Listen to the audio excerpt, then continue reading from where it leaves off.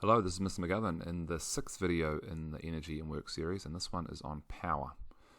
So power is calculated through the formula W over T, which is work over time. The unit for power is the watt. It's calculated from work, which is energy, so that's joules, divided by time, seconds. So really it's joules per second, but we've renamed this, physicists have renamed this the watt. So W was the work, and T was the time that work's completed over. So here's an example that we've gone through before using our energy bar charts. The cart starts against the compressed spring. The spring pushes it forward. This time I'll give you some extra information. The compressed spring stores 5 joules of energy and releases it over 0.5 of a second. Find the power the spring delivers. So we've got our energy bar chart. We had 5 units of spring energy, goes to some gravity energy plus some kinetic energy. And we have this as our equation. Spring energy turns into gravitational plus kinetic energy.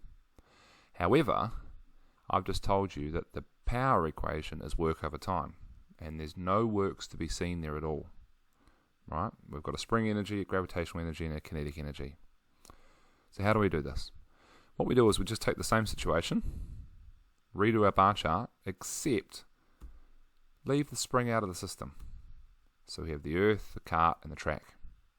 Now we have no spring energy because it's not part of the system.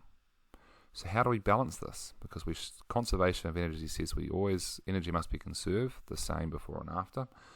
Because the spring is outside of the system, we have to bring energy in from outside to inside, and the definition of bringing energy from outside a system to inside a system is work.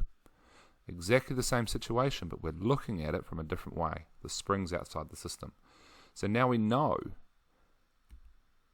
that our work has turned into gravitational energy plus kinetic energy. But we've already said that it had elastic before when it was part of the system. So effectively the elastic and the work are the same amounts of energy, right? The 5 joules. So now we can just do our calculation. We know what the work is. It's 5 joules because that was what used to be the the spring energy.